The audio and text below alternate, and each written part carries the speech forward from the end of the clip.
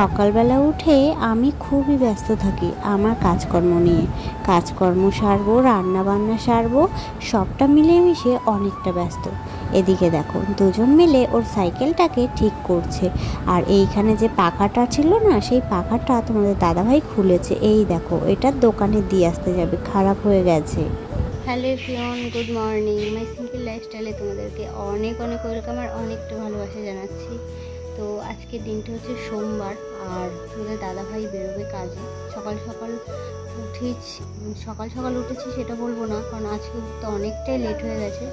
কালকে গেছিলাম বড় মার কাছে, প্রচণ্ড ধরনের কষ্ট হয়ে গেছে, মানে এখনও পর্যন্ত শরীরটা ঠিক হয়নি। মানে একটু দুর্বল টাইপের, আর মানে বসে থেকে হঠাৎ করে উঠে দাঁড়ালেই না মাথার মধ্যে ঘুরছে, এরকম হচ্ছে। তো নুন চিনির জল করে খেয়েছি সকালবেলা একবার, আবারও খেতে হবে। সারাদিন ধরেই আজকে নুন চিনির জল খাবো 4-5 বার, খেলে আবার ঠিক হয়ে যাবে। আসলে আমার প্রেশার লো, তো যার কারণে একটুতেই আমি অসুস্থ হয়ে পড়ি আর কি। তো চোখ মুখের অবস্থা দেখে আশা করি বুঝতেই পারছি যে শরীরটা খুবই খারাপ। তো যাই হোক, সকালে উঠে কোনো রকমে উঠোনটাকে ঝাঁটপাট দিয়ে, মানে বাইরের কাজটা সেরে ঘরে এসে বাসি ড্রেসটা চেঞ্জ করে রান্না বসিয়ে দিয়েছি। ওদিকে ফ্রিজে ডাল সিদ্ধ করা ছিল, তো সেটাকে ফোড়ন দিয়েছি। উচ্ছে ছিল 2-3টে, নষ্ট হয়ে যাচ্ছিলো, তো সেই উচ্ছে 3টে দিয়ে আলু দিয়ে একটুখানি শুক্তো টাইপের বানিয়েছি। আর মাছ নিয়েছি, মাছের ঝোল করেছি। আর ওদিকে ভাতের মধ্যে আলু সিদ্ধ দিয়েছিলাম। তো ভেবেছিলাম তোমাদের দাদাভাই খুব তাড়াতাড়ি বেরিয়ে যাবে, তো তার জন্য ভাতের মধ্যে আলু সিদ্ধ দিয়েছিলাম, আর উচ্ছে দিয়ে ওটা করেছিলাম। আর হচ্ছে ডালটাও ফোড়ন দিয়েছিলাম, যে ওই দিয়ে খেয়ে ওইটা দিয়েই নিয়ে যাবে। তারপরে মাছ কাটা এলে মাছ নিয়েছি। তো তোমাদের দাদাভাই আজকে একটু লেট করে বেরোচ্ছে, যার কারণে মাছের ঝোল বসানো হয়ে গেছে আমার। ঘরে কাজকর্ম কিচ্ছু হয়নি। এদিকে আজকে আবার মাল আনার কথা ছিল, কিন্তু সেটাও পারবো না। ফোন করেছিলাম কিন্তু ফোন ধরেনি। বলে দিতাম যে আমার শরীরটা খারাপ, আজকে আর মাল নেবো না, কালকে থেকে নেব, কিন্তু ফোন ধরেনি। দেখি পরে আর একবার ফোন করতে হবে। তো যাই হোক, শরীরটা খুবই খারাপ, ঠিক আছে। জানি না আজকে কী ব্লগ তোমাদের সাথে শেয়ার করবো। ওদিকে রান্না হচ্ছে আর মাছের ঝোলটা হচ্ছে, আর ওদিকে তোমাদের দাদাভাই স্নান করছে, ছেলেকে ঘরে পড়তে বসিয়েছি। এখনকার মতো এই আপডেট। তো চলো, আমাদের দাদাভাই স্নান করে আসলে খেতে দেবে, টিফিন গুছিয়ে দেবো, নিয়ে বেরোবে। তারপর আমি ঘর দৌড় ঝাঁট দেবো, পরিষ্কার করবো। প্রচণ্ড শরীরটা খারাপ লাগছে। তো যাই হোক, চলো সাথে থাকো আর দেখতে থাকো সারাদিন কীভাবে কাজে আসছি। আর আমরা তো আগে কখনো চাইনি, এই ফার্স্ট টাইম গেলাম বড়মার কাছে পুজো দিতে, তবে এতটা ভিড় হবে বুঝতে পারিনি। তো মানে শেষে অসুস্থ হয়ে পড়েছি। তো যাই হোক, বড়মার কাছে একটা জিনিস চাইলাম মন থেকে। জানি না আমি সেটা পাওয়ার যোগ্য কিনা, বড়মা আমাকে সেটা আর যোগ্য মনে করবে কিনা, বড়মা আমাকে সেটা দেবে কিনা। বড়মার উপর ভরসা আছে, বিশ্বাস আছে। তো যাই হোক, আর কিছু বলতে চাই না। ভীষণ ভালো লেগেছে বড়মাকে নিজের চোখে দেখতে পেরে, খুব ভালো লাগছিল। তখন আর মানে বড়মার ঘরে ঢোকার পর আর শরীরে মানে যে কষ্টের ভাবটা সেটা ছিল না। তখন মনে হচ্ছিল কত এনার্জি পেয়ে গেছি, কত ভালো লাগছিল, এরকম একটা ব্যাপার হচ্ছিল।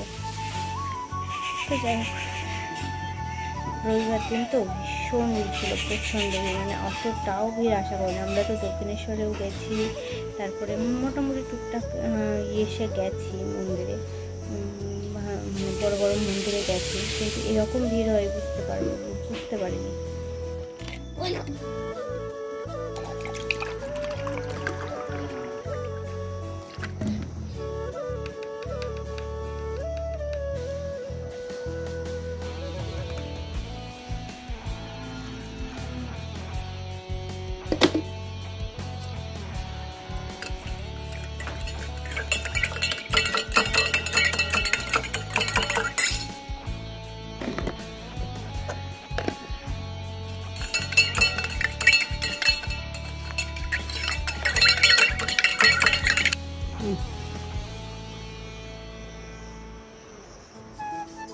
তো তোমাদের দাদাভাই খেয়ে দিয়ে টিফিন নিয়ে বেরিয়ে গেছে। আর হচ্ছে ওরও আজকে কষ্ট হচ্ছে, কিন্তু কিছু করার নেই, আবার একদিন কাজে না গেলে মাইনে কেটে নেবে। তো গেল ধীরে সুস্থে কোনো রকমে। তো আমি এদিকে এই যে নুন চিনির জল করে নিয়েছি, ঠিক আছে। নুন চিনির জল খাবো, খেয়ে তারপরে দেখি কাজ বাজে হাত দিই। ঘরের কোনো কাজ বাজ হয়নি।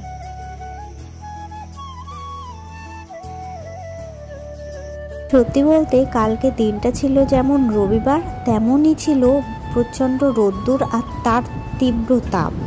তো যার কারণে আমি অতটা অসুস্থ হয়ে পড়েছিলাম। মানে আমি লাইনে যে দাঁড়িয়েছি সেই দাঁড়াতেই পারছি না, মানে পুরো মাথা ঘুরে ঘুরে, চোখ মুখ অন্ধকার দিয়ে মাথা ঘুরে পড়ে যাচ্ছি, এমন হচ্ছে। মাথা যেই ঘুরছে আমি বুঝতে পারছি যে না আর দাঁড়াতে পারবো না, তখনই আমি বসে পড়ছিলাম। যদি ওইভাবে আমি চোখ মুখ অন্ধকার দিয়ে মাথা ঘুরে পড়ে যেতাম না, তাহলে জানি না কি হতো। আর যখন ওই পার্কটার ভিতরে গেলাম, গিয়ে শুয়েছিলাম, তখন নিজের মানে ভীষণ কান্না পাচ্ছিল আর ভীষণ কষ্ট হচ্ছিল যে ঠাকুর এত দূর এলাম তোমার জন্য, এতটা মনে আশা নিয়ে, এতটা স্বপ্ন নিয়ে এলাম, তোমাকে দেখবো দু চোখ ভরে, তোমার কাছে মনের সমস্ত কথা জানাবো, কিন্তু আমি তোমার কাছে পৌঁছতে পারবো না। এত কাছে এসেও তোমার কাছে আমি যেতে পারবো না, তোমাকে আমি দু চোখ ভরে দেখতে পারবো না। যখন আমি শুয়েছিলাম তখন এগুলো আমার মনে হচ্ছিল আর আমার ভীষণ কান্না পাচ্ছিল। তারপর প্রায় 1 ঘন্টা ওই পার্কের মধ্যে শুয়ে থাকার পর তারপর ভাবলাম না যাই, যা হয় হবে, আমি মাথা ঘুরে পড়ে যাব, কিন্তু আমি মাকে দেখে তবেই বাড়ি যাব, এরকম একটা মনের মধ্যে না জেদ চলে এসেছিল। তো তারপর ওখান থেকে আস্তে আস্তে করে তোমাদের দাদাভাইকে বললাম তোমরা বসো, আমি দেখি যাই, যে এখানে লাইন রাখা ছিল ওদেরকে যদি দেখতে পাই তাহলে ওদের লাইনেই ঢুকে পড়বো, ওরা এতক্ষণে হয়তো মায়ের মন্দিরের কাছাকাছি পৌঁছে গেছে। এটা বলে বেরোলাম, বেরিয়ে গিয়ে দেখলাম ওদের আর খুঁজে পাচ্ছি না। তারপরে কি করব, একটা দোকানের মধ্যে 3-4 জন মহিলারা বসেছিল, সেখানে গিয়ে বসলাম। তাদের লাইনের মধ্যেই আমিও ঢুকে গিয়েছিলাম বলে। তবে জানো তো, যখনই আমি মন্দিরে পা রেখেছি তখন থেকে আমার আর মনেই নেই যে আমি এরকম অসুস্থ ছিলাম, আমার এরকম মাথা ঘুরছিল, আমি ঠান্ডা জল কিনে কিনে মাথায় দিচ্ছিলাম, চোখে মুখে দিচ্ছিলাম, ঘাড়ে দিচ্ছিলাম। এখন আমার মধ্যে কত এনার্জি চলে এসেছিল। তো বন্ধুরা, এদিকে কাজ বাজ বলতে ওই ঘর দরগুলো গুছিয়ে ঝাটপাট দিয়েছি। আর হচ্ছে এদিকে এই দেখো কালকে যাবতীয় যে জামা কাপড় সব এই যে এসে রেখে দিয়েছি চেয়ারের ওপর, আজকে আর পারছি না। এদিকে রান্নাঘরের অবস্থা ভীষণ খারাপ, এই দেখো রান্নাঘরের অবস্থা খুব খারাপ, কিন্তু এখন আমার আর কিচ্ছু করার নেই, আর পারছি না আমি। এখন ভাবছি ভালো করে তেল মাথায় দিয়ে স্নান করব, কালকের মতো হচ্ছে, মানে প্রচণ্ড মাথা ঘুরছে আর কি। তো বেশি করে একটু তেল দিয়ে স্নান করি, দেখি কি হয়। আর বাসন টাসন ওইভাবে থাক, তোমরা সাধারণত দেখো আমার ব্লগে যে আমি ওইভাবে কাজ ফেলে রাখি না, কিন্তু কিছু করার নেই, আজকে আর শরীর সাথ দিচ্ছে না গো। মানে একটা কি বলবো, আঞ্জালা টাইপের হচ্ছে, মানে শরীরের মধ্যে যে কি হচ্ছে নিজেই বুঝতে পারছি না। তো এখন কলে যাই, আর ওই দেখো শোনাবো যে কলে দেখছো ও হচ্ছে স্নান করতে গেছে। তো আমি ওকে বললাম যে আমিও স্নান করবো, তুই একটু কল টেনে দিবি? তো বললো হ্যাঁ দেবো, আসো। তাই ভাবছি তাড়াতাড়ি যাই, গিয়ে কল টেনে দিই একটুখানি, আমি চান করি, বুঝলেন। শরীর খুবই খারাপ লাগছে, মানে কথাও বলতে পর্যন্ত ইচ্ছা হচ্ছে না, এতটাই খারাপ লাগছে। আর জামা কাপড় তো থাক, সে তো কালকে দেখবো, কিন্তু বাসন কটা মেজে রেখে রান্নাঘরটা পরিষ্কার করে না রাখতে পারলে আমার শান্তি হয় না, কিন্তু সেটাও আর আমার চলছে না। এই যে উঠে একটুখানি ঘরদোর গুছিয়ে ঘরদোরগুলো ঝাড় দিয়েছি, এতেই মনে হচ্ছে যে আমার কেমন একটা জানি লাগছে। তো যাই হোক, চলো এইসব এইভাবেই থাক, পারলে আমি বিকেলবেলা দেখবো। কলে এখন রোদ্দুর নেই, 12:30টার বেশি বাজে, তো হচ্ছে পারলে আমি বিকেলে দেখবো। আর এর মধ্যে আমাদের সকালে খাওয়া দাওয়া কমপ্লিট করে নিয়েছি, তো বাসন ওইভাবেই থাক, পরে দেখবো, বুঝলে। এখন স্নান দান করি, ওটা দিয়ে হচ্ছে আমি করবো, শোবো। কালকে ভিডিও এডিটের কাজ রয়েছে, তারপরে ছোট ছোট রিলস বানাবো, সেগুলোর কাজ রয়েছে, কিন্তু আর হচ্ছে না, ভালো লাগছে না। আমি একটুতেই অসুস্থ হয়ে পড়ি, আর অসুস্থ হয়ে পড়লে, যেহেতু আমাদের বাড়িতে কেউ নেই, তো আমি অসুস্থ হয়ে পড়লে পুরো সারা বাড়ি নির্জুম মেরে যায়। কোনো হাতে ধরার লোক নেই যে সে করবে বা সে বলবে, এরকম কেউ নেই। না খেলেও মানে নিজে না পারলে না খেলেও কেউ বলার নেই যে কষ্ট করে ওঠো, উঠে দুটো খাও, এরকমটা বলার নেই। তো যাই হোক, চলো স্নান করি, মাথায় তেল বেশি করে দিয়ে স্নান করি। মালিকের বাড়িতে ফোন করে জানিয়ে দিয়েছি আজকের মাল নেব না। তো যাই হোক, ভালো লাগছে না। সারা দিন কাটলো কোনো রকমে। দুপুরবেলা খেয়ে দিয়ে শুয়েছিলাম, ছেলে তো একটা ঘুম দিল, কিন্তু আমার এত ঘুম পাচ্ছিল, কিন্তু দুপুরে শুলাম যে একটুও ঘুম আসলো না। কোনো রকমে ফোন দেখে কাটালাম। ঘুম থেকে উঠে পড়েছে, এখন সময় বিকেল 4:30। তো আমি আর শুয়ে থাকলাম না, আমিও উঠে পড়লাম। ওকে মাথাটা আছড়ে দিলাম, ও গেল ঠাম্মার বাড়িতে, আর আমি এদিকে কাজে হাত দিয়ে দিয়েছি। এখনও শরীরটা ঠিক ভালো লাগছে না, তবে এই যে কাজ ফেলে রাখা আমার না ঠিক পোষায় না, ভালো লাগে না দেখতে। রান্নাঘরের দিকে তাকালে নিজেরই কান্না পেয়ে যাচ্ছে, তাই জন্যই চোখ কান বুজে চলে এলাম রান্নাঘরে সবটা গোছাতে। বাসনগুলো বাইরে বের করে নিয়েছি কলতলাতে, এখন এই যে গ্যাসটাকে ভালো করে পরিষ্কার করে নিচ্ছি। সবটা পরিষ্কার পরিচ্ছন্ন করে গুছিয়ে রাখলে কি সুন্দর দেখতে লাগে, তাই না? তবে কি বলো তো, একা মানুষ না পারলে সেটাও মানে অনেক বড় সমস্যা। পারবে না, তোমার কাজ, তোমার বাড়িঘর তো সবই করে থাকবে, কেউ করার নেই, কেউ বলার নেই। হ্যাঁ, এটা ঠিক, আমার বাসন মাজার কথা, আমার যদি একবেলা কাজ না করি, পরের বেলা সেই কাজটা করি, আমার কেউ বলার নেই, কেউ বলবে না বাসন এভাবে ফেলে রেখো না, এখনই মাজো, এমন কেউ বলবে না। কিন্তু তবুও আমার কোথাও গিয়ে একটা মনে হয় বাড়িতে একজন থাকা খুবই দরকার, জানো তো, খুবই দরকার। তো যাই হোক, ওদিকে গ্যাস ট্যাস পরিষ্কার করে মুছে আমি এদিকে চলে এসেছি বাসন মাজতে। আর প্রথমেই দেখো, এই যে গামলার মধ্যে একটু জল নিয়ে সার্ফ দিয়ে দিলাম। যে নেতাগুলো রয়েছে সেই নেতাগুলো না রোজই একটু একটু করে সার্ফ দিতে হয়, না হলে কেমন জানি একটা তেল তেলে ভাব হয়ে যায়। তো সেই নেতাগুলোকেই এই যে সার্ফে ভিজিয়ে রেখে আমি এখন বাসন মাজতে শুরু করব। তো চলো বাসন মেজে গা ধোবো, তারপরে আসছি তোমাদের সামনে।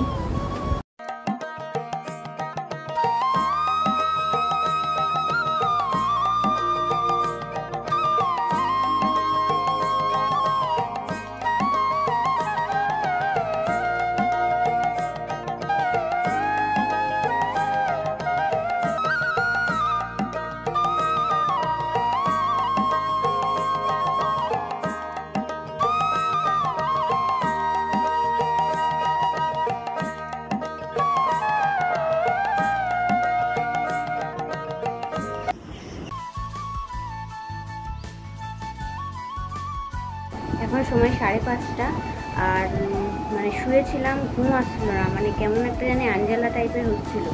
তো ফোন দেখছিলাম, শুয়ে শুয়ে ভিডিও এডিট করলাম, সব কিছু কমপ্লিট করলাম, তারপরে শুয়ে শুয়ে ফোন দেখছিলাম। তো 4:30টার দিকে উঠেছি, উঠে বিকেলে সমস্ত কাজ বাজ সারলাম, তারপরে বাসন কটা নিয়ে মাজলাম। তো বাসন মাজার পরে ওই যে একটু জল গায়ে ছিটে আসে, কেমন একটা বিরক্তিকর লাগে না, তাই জন্য একটুখানি গা ধুয়ে নিলাম, গা ধুয়ে নাইটিটাকে চেঞ্জ করলাম আর কি। তো এখন হচ্ছে যাবো আমার ওই মামি শাশুড়ির বাড়িতে। কালকে তো প্রসাদ এনেছিলাম, কিন্তু মানে কাউকে যে দিয়ে আসবো সেই শক্তি আমার ছিল না, তো যার কারণে এখন যাব, দুধ আনতে যাবো, একবারে প্রসাদটাও দিয়ে আসবো। কালকে বড় মার ওখান থেকে কী এনেছিলাম সেটা তোমাদের সাথে শেয়ার করা হয়নি, তো চলো তোমাদেরকে দেখাই কী এনেছিলাম কালকে। এই দেখো, এইখানটাতে রেখে দিয়েছি, এই যে দেখছো কেমন হয়েছে, অবশ্যই কিন্তু কমেন্টে জানিও। আমার বড় মা, এটা দেখছো, আমার ভীষণ ভালো লাগছে জানো তো, এটা কিনে আনতে পেরে। আমার কাছে একটা ছোট্ট রয়েছে, তবু এটা একটু বড়, বেশ ভালো লাগছে। আর এই দেখো, এইখানটাতে পুজোর প্রসাদ রয়েছে আর আশীর্বাদী ফুলও রয়েছে। তো এখন এই মায়ের প্রসাদ নিয়ে যাব আমার ওই মামি শাশুড়ির বাড়িতে দিতে। তো দেখো, ওদের এই থালাগুলো ছিল মামিদের, তো তার মধ্যে এই যে বাটির মধ্যে প্রসাদ নিয়ে নিয়েছি। তো চলো গ্লাস নেব একটা, নিয়ে বেরোই, দুধটা নিয়ে আসি। গেছিলাম মামি শাশুড়ির বাড়িতে প্রসাদ দিতে আর দুধ আনতে, সাথে আমও এনেছি দুটো। তাই ভাবলাম একটা কেটে খাই আর একটা রেখে দিই, তোমার দাদাভাইকে পরে দেব। তো তার জন্য একটা কেটে মানে কাটতে বসেছি আর কি। জানো তো আমগুলো একটু টক টক সামান্য, তবে খেতে খুবই ভালো। আর আমার তো আম খুবই প্রিয় একটা ফল, আমার ভীষণ ভালো লাগে আম, মানে আম জিনিসটা খুব ভালো লাগে। কাঁচাটা ভালো লাগে না, কিন্তু পাকাটা ভীষণ ভালো লাগে। মনে হয় কি সারা দিন তুমি যদি আমাকে আম দাও, আমি বসে বসে সারা দিন ধরেই আম খেয়ে যাব।